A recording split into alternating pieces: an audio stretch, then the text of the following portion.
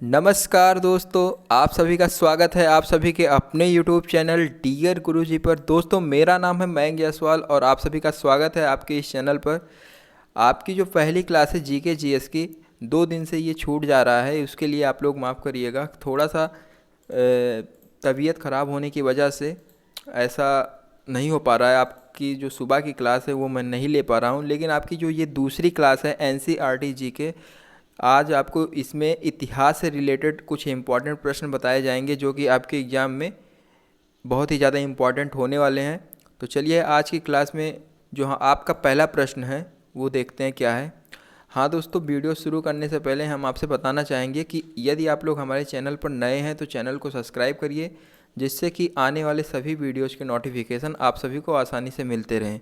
तो चलिए शुरू करते हैं। आज का जो आपसे पहला प्रश्न पूछा जा रहा है वो कह रहा है कि गुलाम वंश का संस्थापक कौन था? सभी लोग बताइए। दोस्तों, इम्पॉर्टेंट प्रश्न है, आप लोग जवाब देने की कोशिश कीजिए।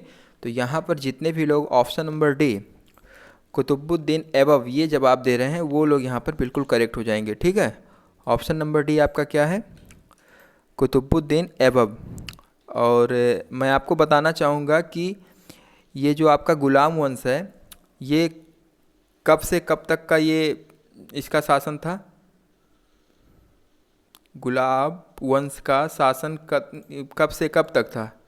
तो यदि आप लोग नहीं जानते तो जान लीजिए, ये आपका 1206 ईस्वी से 1210 ईस्वी तक इसका शासनकाल था। ठीक है, जितने लोग नहीं जानते हैं वो लोग जान ले, बहुत ही इंपॉर्टेंट प्रश्न है। चलिए बढ़ते अपने अगले क्वेश्चन की तरफ। दोस्तों, आप लोगों से मैं कहना चाहूँगा कि आप लोग वीडियो पूरा देखिए, क्योंकि आप लोगों के लिए मैं इम्पॉर्टेंट प्रश्न लेके आया हूँ, जिससे कि आपसे एक भी प्रश्न बचने न पाए। तो कोशिश यही करिए कि आपसे कोई भी वीडियो में कोई भी प्रश्न आपसे मिस ना हो। तो आपसे जो अगला प्रश्न पूछा जा रहा है, सभी लोग ध्यान दें क्या कह रहा है। दिल्ली का प्रथम वैधानिक सुल्तान कौन था? बताइए, इसमें आपका कौन सा ऑप्शन सही है? तो यहाँ पर जितने भी लोग ऑप्शन नंबर वी जवाब दे रहे हैं इल्तुतमिश, वो लोग यहाँ पर बिल्कुल करेक्ट हो जाएंगे। ठीक है, इल्तुतमिश जो थे ये दिल्ली के प्रथम वैधानिक सुल्तान थे। और आपको मैं बताना चाहूँगा कि इल्तुतमिश का जो शासनकाल था वो आपका कहाँ से कहाँ तक माना जाता है? इनका शासनकाल माना जाता है 1210 से 1236 तक। सभी लोग ध्यान रखिए, शासनकाल आप लोगों को जानना ज़रूरी है, ये डेट कि कहाँ से कहाँ तक माना जाता है। तो 12 से 10 ईस्वी से 1236 ईस्वी तक। चलिए बढ़ते हैं अपने अगले क्वेश्चन की तरफ। अगला क्वेश्चन आपसे पूछा जा रहा है कि उत्तर भारत में चांदी का टंका जारी करने वाला मध्यकालीन शासक कौन था? बताइए, इसमें कौन सा ऑप्शन सही है? तो यहाँ पर जितने भी लोग ऑप्शन नंबर ए इल्तुतमिश, यहाँ पर भी आपके सही हैं। तो इल्तुतमिश जितने भी लोग का ऑप्शन नंबर है वो लोग यहाँ पर बिल्कुल करेक्ट हो जाएंगे। ठीक है, जो उत्तर भारत में चांदी का टंका जारी किया था वो किसने किया था मध्यकालीन शासनकाल में? वो आपके इल्तुतमिश थे। ठीक है, तो जितने भी लोग नहीं जानते वो लोग जान लें।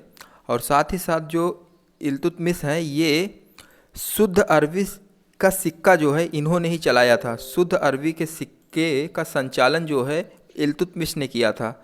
और उन सिक्कों में कौन सी धातु ज़्यादा शामिल थी? उसमें चांदी आपकी थी, टंका भी था। ये जो आपका क्वेश्चन है, ये टंका एक जैसे चांदी एक पदार्थ है वैसे टंका भी ये था एक, और आपका जीतल, इन सिक्कों का यूज उसमें किया गया था। तो जितने भी लोग का ऑप्शन नंबर ए है इल्तुतमिश, वो लोग यहाँ पर बिल्कुल करेक्ट हो जाएंगे। चलिए दोस्तों बढ़ते अपने अगले क्वेश्चन की तरफ। सभी लोग ध्यान दीजिए, इसमें आपसे पूछा जा रहा है कि कुतुबुद्दीन ऐबक के विषय कौन सा सत्य कथन है? ठीक है, आपसे यहाँ पर ये पूछा जा रहा है कि कुतुबुद्दीन ऐबक के विषय में यहाँ पर जितने तथ्य दिए गए हैं उनमें से कौन सा तथ्य, मतलब 4 ऑप्शन आपके पास दिए गए हैं 1 2 3 4, तो इनमें से आपका कौन सा ऑप्शन सही है? उनके बारे में जितनी भी चीज़ें इसमें लिखी गई हैं कौन सा उसमें सही है आपसे पाँचों में? सभी लोग बताइए।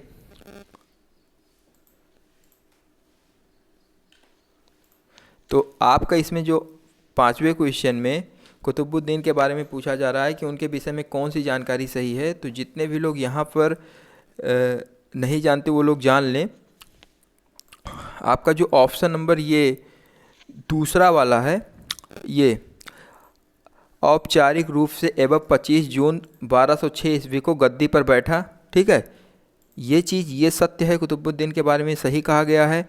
और ये आपका जो ऑप्शन नंबर पाँचवा वाला है ये आपका सही है। पाँचवा क्या कह रहा है, इसने सुल्तान की पदवी ग्रहण की। और आपका जो ये तीसरा वाला है क्या कह रहा है इसमें, ऐबक ने अपने नाम के कोई भी सिक्के नहीं जारी किए, ये भी कथन उनका सही था। और आपका ये पहला वाला भी सही है, खोखरे को परास्त कर गोरी पर गजनी वापस जा रहा था तो उसने भारत में अपने विजित हुए प्रदेशों का प्रतिनिधित्व ऐबक को नियुक्त किया। ठीक है, तो यहाँ पर जितने भी लोग ऑप्शन नंबर डी जवाब दे रहे हैं वो लोग यहाँ पर बिल्कुल करेक्ट हो जाएंगे। सभी लोग ध्यान दें, इंपॉर्टेंट प्रश्न था ये, एक बार अच्छे से देख लीजिए इसको। तो फिर चलते हैं, अब बढ़ते हैं अपने अगले प्रश्न की तरफ।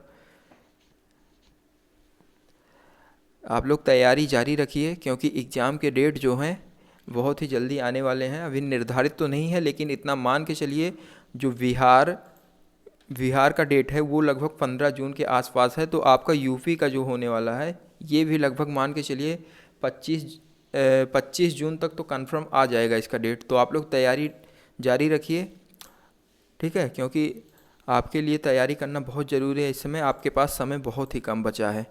तो आपसे जो छठवां क्वेश्चन पूछा जा रहा है कि रजिया बेगम को सत्ताच्युत करने में किसका हाथ था। ठीक है, सत्ताच्युत करने में किसका हाथ था, सभी लोग ध्यान दीजिए। रजिया बेगम जो हैं इनका सत्ताच्युत करने में किसका हाथ था, छठवें क्वेश्चन में कौन सा ऑप्शन सही है। तो यहाँ पर जितने भी लोग ऑप्शन नंबर सी जवाब देंगे वो लोग यहाँ पर बिल्कुल करेक्ट हो जाएंगे, तुर्कों का। ठीक है, ऑप्शन नंबर सी आपका जो ऑप्शन सी है तुर्कों का हाथ था। और साथ ही साथ आपको मैं बताना चाहूँगा कि रजिया सुल्तान जो थी वो प्रथम महिला शासक थी जो तुर्कों की सहायता 1236 ईस्वी में जब उन्होंने गद्दी पर बैठा था तो उन्होंने तुर्कों की सहायता की थी 1236 ईस्वी में। तो रजिया सुल्तान कौन थी, भारत की प्रथम महिला शासक थी। तो यहाँ पर जितने लोग नहीं जानते वो लोग अच्छे से देख लें इसे। चलिए बढ़ते अपने अगले क्वेश्चन की तरफ। अगला क्वेश्चन देखिए, आप लोगों से पूछा जा रहा है कि निम्नलिखित में से कौन सा कथन गियासुद्दीन बलबन के संबंध में सही नहीं है। सभी लोग ध्यान से बताइए, आपके पास ABCD 4 जो ऑप्शन दिए गए हैं इसमें से कौन सा कथन आपका सही नहीं है।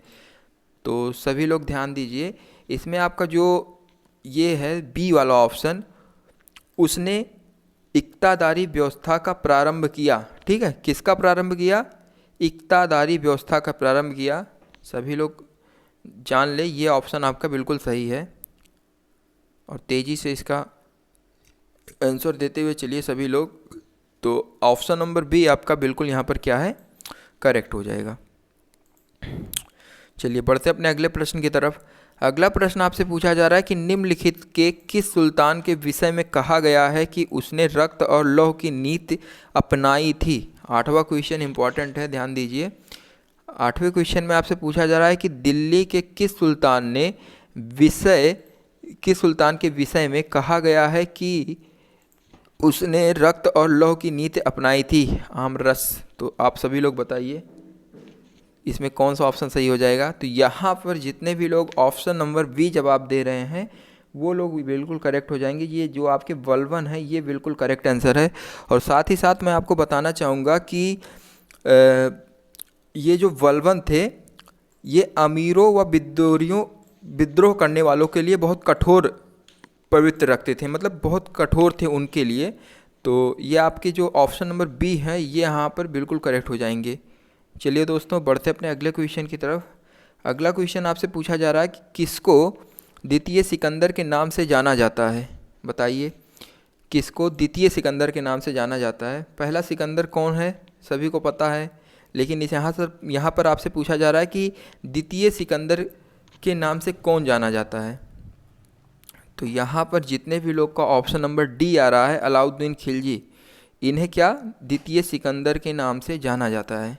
जो जीता वही सिकंदर, ठीक है, एक कहावत भी है। तो यहाँ पर सिकंदर शब्द बहुत ही मायने रखता है क्योंकि सिकंदर एक पॉजिटिव लैंग्वेज है। ठीक है, आजकल के लोग क्या कहते हैं, जो जीता वही सिकंदर।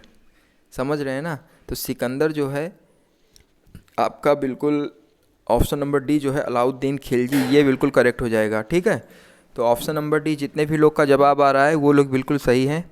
चलिए बढ़ते हैं अपने अगले क्वेश्चन की तरफ। अगला क्वेश्चन आपसे पूछा जा रहा है कि बाजार अधिनियम नीति किसके द्वारा लागू की गई थी। ठीक है, बाजार अधिनियम नीति किसके द्वारा लागू की गई थी, 10वें क्वेश्चन में सभी लोग जवाब दें। तो यहाँ पर जितने भी लोग का ऑप्शन नंबर सी आ रहा है वो लोग बिल्कुल करेक्ट हो जाएंगे। अलाउद्दीन खिलजी जितने भी लोग का ऑप्शन है वो लोग यहाँ पर बिल्कुल करेक्ट हैं। और साथ ही साथ आप लोग जान लें कि अलाउद्दीन खिलजी जो थे ये बाजार अधिनियम नीति अपने प्रमुख सैनिकों के रख रखाव के लिए प्रारंभ की थी। किसके लिए, अपने सैनिकों के रख रखाव के लिए इन्होंने ये प्रारंभ किया था। तो यहाँ पर जितने भी लोग ऑप्शन नंबर सी जवाब दे रहे हैं वो लोग बिल्कुल करेक्ट हो जाएंगे। बढ़ते हैं अपने अगले क्वेश्चन की तरफ। अगला क्वेश्चन आपसे पूछा जा रहा है कि अलाउद्दीन खिलजी के आक्रमण के समय देवगिरी का शासक कौन था। सभी लोग बताइए इसमें आपका कौन सा ऑप्शन सही है। तो जितने भी लोग यहाँ पर ऑप्शन नंबर ए जवाब दे रहे हैं रामचंद्र देव, वो लोग यहाँ पर सही हो जाएंगे। अलाउद्दीन ने मलिक काफूर के नेतृत्व में देवगिरी सन कितने में 1307 ईस्वी में शुरुआत किया था, इसका अभियान चलाया था। ठीक है, और जो देवगिरी के शासक थे वो कौन थे, ऑप्शन नंबर ए आपका क्या है, रामचंद्र देव, ये आपके बिल्कुल करेक्ट हो जाएंगे। तो जितने भी लोग ऑप्शन नंबर ए जवाब दे रहे हैं वो यहाँ पर बिल्कुल सही हैं। चलिए बढ़ते अपने अगले क्वेश्चन की तरफ।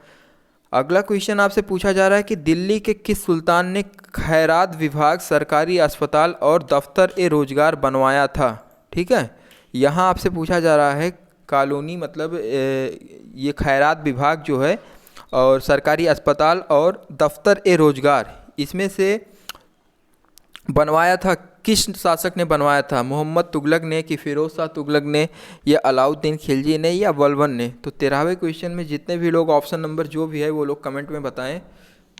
तो यहाँ पर जो आपका ऑप्शन नंबर 13वें क्वेश्चन में जितने भी लोग का ऑप्शन नंबर ए आ रहा है वो लोग यहाँ पर बिल्कुल करेक्ट हो जाएंगे। ऑप्शन नंबर ए आपका क्या है, फिरोज शाह तुगलक। ठीक है, फिरोज शाह तुगलक ने दफ्तर ए रोजगार, सरकारी अस्पताल और खैरात विभाग ये सब उन्होंने ही बनवाया था। तो ऑप्शन नंबर ए आपका बिल्कुल करेक्ट हो जाएगा। और साथ ही साथ आप लोग जान लीजिए कि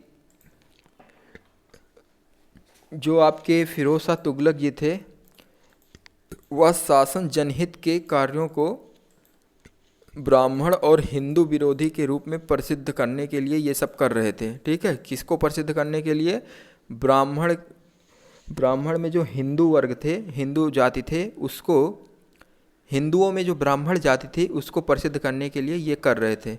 सभी को समझ में आ गया ना, उम्मीद है कि सभी को समझ में आ गया होगा। तो जितने भी लोग का ऑप्शन यहाँ पर ए आ रहा है वो लोग यहाँ पर बिल्कुल करेक्ट हो जाएंगे।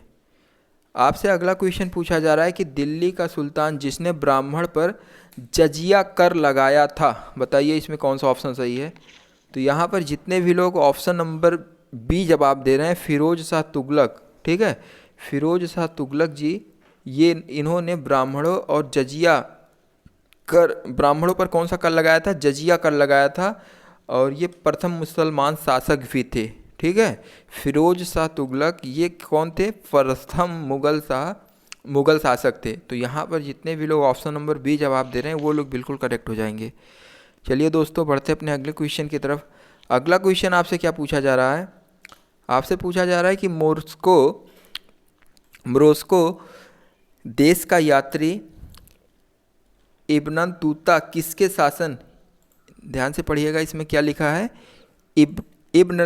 इब्न तूता किसके शासन काल में भारत आया था। सभी लोग बताइए, देवलर के कि बाबर के या अकबर के या महमूद गजनवी के या मोहम्मद बिन तुगलक के। सभी लोग बताइए कौन सा ऑप्शन सही है।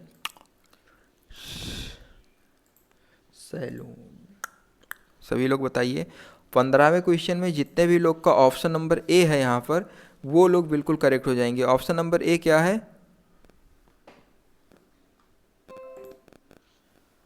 सॉरी इसमें थोड़ा सा गलत लिखा गया। इसमें आपसे पूछा जा रहा है कि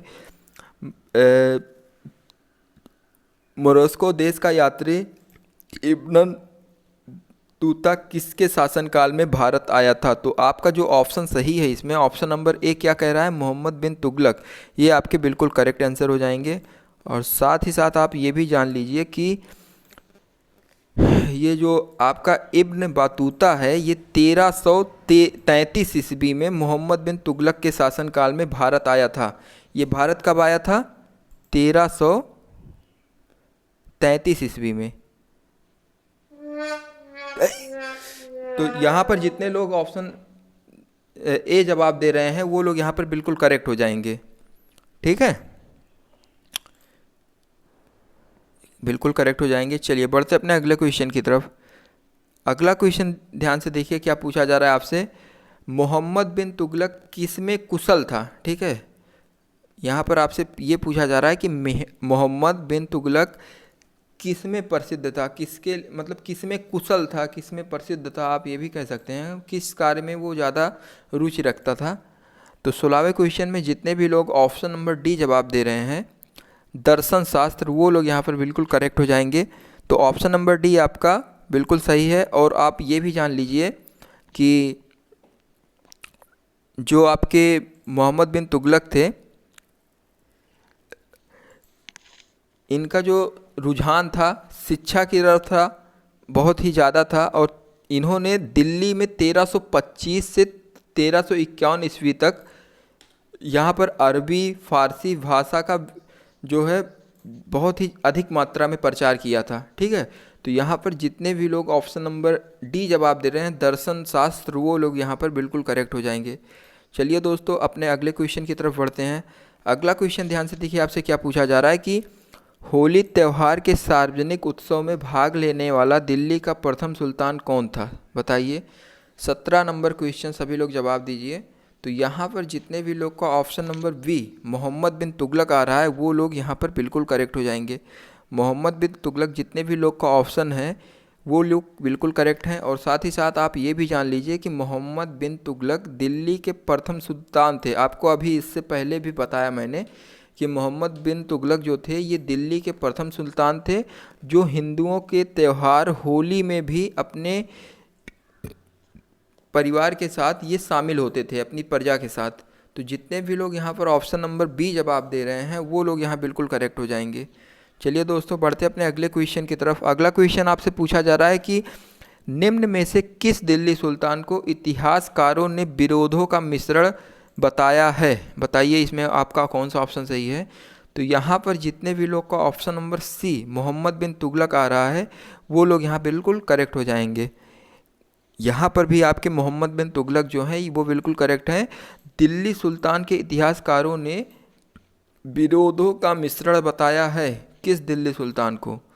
तो यहाँ पर भी आपके मोहम्मद बिन तुगलक करेक्ट आंसर है। और साथ ही साथ आप ये भी जान लीजिए कि मोहम्मद बिन तुगलक को इतिहासकारों ने विरोधों का मिश्रण ये संज्ञा दी है। ठीक है, विरोधों का मिश्रण, सभी लोग ध्यान से समझ जाइए इसको। विरोधों का मिश्रण ये ऑप्शन आपका बिल्कुल किसको लिंक करता है? ये आपका ऑप्शन नंबर सी को सही करता है। तो यहाँ पर जितने भी लोग ऑप्शन नंबर सी जवाब दे रहे हैं मोहम्मद बिन तुगलक को दिल्ली सुल्तान के इतिहासकारों ने विरोधों का मिश्रण बताया है। चलिए बढ़ते अपने अगले क्वेश्चन की तरफ। अगला क्वेश्चन ध्यान दीजिए आपसे क्या पूछा जा रहा है कि किसने सन 1329 ईस्वी से 1330 ईस्वी के मध्य तांबे के सिक्कों के प्रतीकात्मक रूप में मुद्रा चलाई थी? ठीक है, 19 नंबर क्वेश्चन आप लोग ध्यान दीजिए। तो यहाँ पर जितने भी लोग ऑप्शन नंबर सी जवाब दे रहे हैं मोहम्मद बिन तुगलक, यहाँ पर भी आपके ऑप्शन सी मोहम्मद बिन तुगलक ही सही रहेंगे। तो जितने भी लोग का ऑप्शन नंबर सी है जवाब वो लोग यहाँ पर बिल्कुल करेक्ट हो जाएंगे। तो आप लोग ध्यान दीजिए ये मोहम्मद बिन तुगलक जो ये है इनसे रिलेटेड आपसे प्रश्न जरूर पूछे जाएंगे। तो आप लोग ध्यान से देखिए जितने भी लोग का ऑप्शन नंबर सी है यहाँ पर वो लोग यहाँ पर बिल्कुल करेक्ट हो जाएंगे। सी के स्थान पर जितने भी लोग बता रहे हैं वो करेक्ट हैं। चलिए बढ़ते अपने अगले क्वेश्चन की तरफ। अगला क्वेश्चन ध्यान से देखिए क्या आपसे पूछा जा रहा है कि दौलताबाद जिसे मोहम्मद बिन तुगलक ने अपनी राजधानी दिल्ली से स्थानांतरित की थी वह स्थित है? बताइए कहाँ पर स्थित है? 20 नंबर क्वेश्चन में आपसे पूछा जा रहा है कि जो ये आपका दौलताबाद है, जिसे मोहम्मद बिन तुगलक ने अपनी राजधानी दिल्ली से स्थानांतरित की थी, मतलब हटाया था, वह स्थित है कहाँ पर स्थित है। तो 20वें क्वेश्चन में जितने भी लोग का ऑप्शन जो भी है वो लोग कमेंट में बताएं। तो आपका जो ऑप्शन नंबर बी है, ठीक है, औरंगाबाद। औरंगाबाद में बहुत सारे किले भी हैं, आपको बताना चाहूँगा। और यहाँ पर जो आपका ऑप्शन नंबर बी है औरंगाबाद, वो ऑप्शन बी आपका बिल्कुल करेक्ट है, ठीक है। ऑप्शन बी जितने भी लोग का ऑप्शन है वो यहाँ सही हो जाएंगे। और साथ ही साथ आप ये भी जान लीजिए कि मोहम्मद बिन तुगलक ने जो है, ये तो क्वेश्चन में ही बताया जा रहा है कि अपनी राजधानी जो है वो कहाँ पर, दिल्ली से दौलताबाद परिवर्तित कर दी थी, ठीक है। तो जितने भी लोग का ऑप्शन नंबर बी है वो लोग यहाँ बिल्कुल करेक्ट हो जाएंगे। और दौलताबाद का नाम जो है मोहम्मद बिन तुगलक द्वारा ही दिया गया था, ठीक है। अभी भी उसका नाम दौलताबाद है। और इसका ये नाम किसने दिया था, औरंगाबाद ने दिया था, ठीक है। तो यहाँ पर जितने भी लोग का ऑप्शन नंबर बी है वो लोग बिल्कुल सही हैं। चलिए बढ़ते हैं अपने अगले क्वेश्चन की तरफ। अगला क्वेश्चन आपसे क्या पूछा जा रहा है, अगला क्वेश्चन आपसे कह रहा है कि इसको जो है क्रम में व्यवस्थित करना है, सही क्रम में व्यवस्थित करना है 21वें क्वेश्चन में। तो इसमें आपका कौन सा ऑप्शन सही हो जाएगा। ऑप्शन इसमें देखिए, आपका जो पहला है तुगलक, लोदी, सैयद और इलबरी तुर्क और खिजली, इसको सही क्रम में लिखना है आपका। मतलब सही क्रम का मतलब ये समझिए कि कौन सा वंश जो है सबसे पहले है, फिर उसके बाद का वंश, फिर तीसरे पर कौन आता है, कौन सा वंश, ये सारे वंश आपके दिए गए हैं। तो आपको मैं बताना चाहूँगा कि ये जो आपका इलवरी तुर्क है ये आपका पहले पर आता है। ये कब से कब तक था, आप लोग चाहिए तो हम बोल रहे हैं, आप लोग नोट भी कर लीजिए। इलवरी तुर्क जो है ये आपका 1206 ईस्वी से 1290 ईस्वी तक है, माना जाता है। और आपके दूसरे स्थान पर आएंगे खिलजी वंश, ये आपके कितने माने जाते हैं, कब से कब तक, 1290 से 1320 ईस्वी तक। आपका जो ये तीसरा वाला है तुगलक वंश, ये कहाँ से कहाँ तक माना जाता है, ये 1320 से 1414 ईस्वी तक माना जाता है। और आपका जो ये चौथा वाला है सैयद वंश, सभी लोग नोट कर लीजिए चाहिए ये सब। सैयद वंश आपका 1414 से 1451 ईस्वी तक माना जाता है। और आपका लोदी वंश लास्ट में आता है, ये आपका 1451 से 1526 ईस्वी तक माना जाता है। तो यहाँ पर जितने भी लोग ऑप्शन नंबर डी जवाब दे रहे हैं वो लोग बिल्कुल करेक्ट हो जाएंगे, ठीक है। ऑप्शन नंबर डी क्या है, पहले पर आएगा चौथा वाला, पांचवा, फिर पहला, फिर तीसरा, फिर दूसरा। सभी लोग ध्यान से देख लीजिए इसको, ठीक है। चलिए बढ़ते अपने अगले क्वेश्चन की तरफ। अगला क्वेश्चन आपसे पूछा जा रहा है कि लोदी वंश किसके द्वारा स्थापित किया गया था, बताइए। लोदी वंश आपका किसके द्वारा स्थापित किया गया था। तो ये लोदी वंश जो है आपका बहलोल लोदी ने स्थापित किया था, ठीक है। जितने भी लोग का ऑप्शन नंबर सी आ रहा है बहलोल लोदी, वो लोग यहाँ पर बिल्कुल करेक्ट हो जाएंगे। चलिए बढ़ते अपने अगले क्वेश्चन की तरफ। अगला क्वेश्चन आपसे क्या पूछा जा रहा है, लोदी वंश का अंतिम शासक कौन था, बताइए। 23 नंबर क्वेश्चन, लोदी वंश का जो है अंतिम शासक कौन था। तो यहाँ पर जवाब दीजिए क्या हो जाएगा। तो यहाँ पर जितने भी लोग इब्राहिम लोदी जवाब दे रहे हैं वो लोग यहाँ पर बिल्कुल करेक्ट हो जाएंगे। इब्राहिम लोदी आपके क्या थे, लोदी वंश के अंतिम शासक थे। और इनका जो शासनकाल था वो कब से कब तक माना जाता है, लोदी वंश का अंतिम शासक काल जो था वो इब्राहिम लोदी था। इनका शासन काल जो है 1526 के आसपास माना जाता है, मुझे भी अभी बहुत क्लियर नहीं है, ठीक है। तो इतना जानिए कि आपका लोदी वंश का अंतिम शासक कौन था। तो आप लोग का ऑप्शन बी जो है इब्राहिम लोदी, ये बिल्कुल करेक्ट हो जाएगा, ठीक है। और आपको मैं बताना चाहूँगा कि बाबर ने सन 1526 ईस्वी में इब्राहिम लोदी को पानीपत के प्रथम युद्ध में पराजित किया था, ठीक है। बाबर ने क्या किया था, 1526 ईस्वी में इब्राहिम लोदी को पानीपत के युद्ध में पराजित किया था। ये देखिए पानीपत का जो युद्ध है बहुत ही इम्पॉर्टेंट है, वो लोग जाने रहे। पानीपत का जो प्रथम युद्ध था वो 1526 ईस्वी में बाबर और इब्राहिम लोदी के बीच में लड़ा गया था, जिसमें बाबर की विजय हुई थी। इम्पॉर्टेंट पॉइंट है, सभी लोग नोट कर लें चाहे तो इसको। चलिए बढ़ते हैं अपने अगले क्वेश्चन की तरफ। अगला क्वेश्चन यानी भी आपसे पूछा जा रहा है कि निम्न में से कितने गुलरुखी उपनाम से अपनी कविताओं की रचना की है। ठीक है, निम्न में से किसने, आवाज़ ना करा यार, निम्न में से किसने गुलरुखी उपनाम से अपनी कविताओं की रचना की है। सभी लोग जवाब दीजिए इसमें कौन सा ऑप्शन सही है। तो 24 नंबर क्वेश्चन में जितने भी लोग ऑप्शन नंबर सी जवाब दे रहे हैं सिकंदर लोदी, वो लोग यहाँ पर बिल्कुल करेक्ट हो जाएंगे। ठीक है, ऑप्शन नंबर सी आपका क्या है, सिकंदर लोदी। तो जितने भी लोग का ऑप्शन नंबर सी जवाब आ रहा है वो लोग यहाँ पर बिल्कुल करेक्ट हो जाएंगे। आवाज़ मत करो। ठीक है, चलिए बढ़ते हैं अपने अगले क्वेश्चन की तरफ। अगला क्वेश्चन आपसे क्या पूछा जा रहा है, ये आपका लास्ट क्वेश्चन है, सभी लोग बताएं इसको क्या हो जाएगा आंसर। आगरा शहर का संस्थापक कौन था। ठीक है, आगरा जो शहर है, आपको पता है कि आगरा में ताजमहल है जो कि विश्व के 7वें अजूबे में इसकी गिनती है। तो आप लोग बताइए कि आगरा शहर का जो संस्थापक था वो कौन माना जाता है। तो यहाँ पर जितने भी लोग का option number D Sikandar Lodi आ रहा है वो लोग यहाँ पर बिल्कुल करेक्ट हो जाएंगे। आगरा शहर का जो संस्थापक है वो सिकंदर लोदी को माना जाता है। और 1489, आप लोग ध्यान दीजिए, 1489 से, बहुत ही बेकार राइटिंग जा रही है इस पर, एक मिनट आपको मैं फिर से लिख के बताता हूँ। जो आपका ये शासन, ये मतलब इसमें आपसे क्या पूछा जा रहा है, आगरा शहर का संस्थापक कौन था, वो सिकंदर लोदी था। और साथ ही साथ मैं आपको बता रहा था कि 1489 से 1517 ईसा पूर्व। ठीक है, ईसा पूर्व नहीं, ईसवी। 1589 से 1489 से 1517 ईस्वी तक ये शासनकाल माना जाता है लोदी वंश का। ठीक है, सिकंदर लोदी का शासनकाल जो है 1489 से 1517 ईस्वी तक माना जाता है। तो यहाँ पर जितने भी लोग ऑप्शन नंबर डी जवाब दे रहे हैं वो लोग बिल्कुल करेक्ट हैं। और साथ ही साथ आप ये भी जान लें कि सन 1504 ईस्वी में, कितने में, सन 1504 ईस्वी में सिकंदर लोदी ने आगरा शहर की स्थापना की थी। सभी लोग ध्यान दीजिए, आगरा शहर की स्थापना कब हुई थी, सन 1504 ईस्वी में।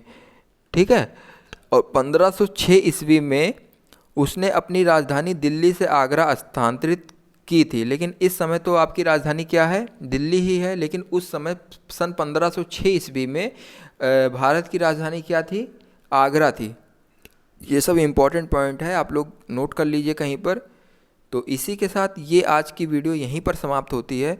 और जो आगे आपका जीके का फुल टेस्ट कराया जाएगा, अभी आपको शाम को 6 बजे वो वीडियो प्रोवाइड की जाएगी।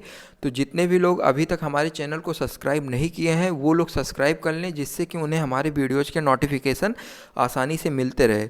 और यदि आपको वीडियो अच्छा लगा हो, आपको लगा हो कि हमने आपकी थोड़ी हेल्प की है आपके इम्पोर्टेंट प्रश्न में, तो आप लोग एक बार लाइक ज़रूर करिए और हमारे चैनल को सब्सक्राइब भी करिए। और ये वीडियो जो है ज़्यादा से ज़्यादा लोगों तक शेयर कीजिए। चलिए मिलते हैं अभी शाम को आपसे 6 बजे आपकी जीके की टेस्ट के साथ। ठीक है, तो यहाँ पर सभी को धन्यवाद और हमसे जुड़े रहने के लिए सभी को बहुत बहुत धन्यवाद। और अगला वीडियो देखने के लिए सभी लोग तैयार रहें और तैयारी अच्छे से कर रहे हैं घर पे। चलिए मिलते हैं अपने अगले वीडियो में। नमस्कार।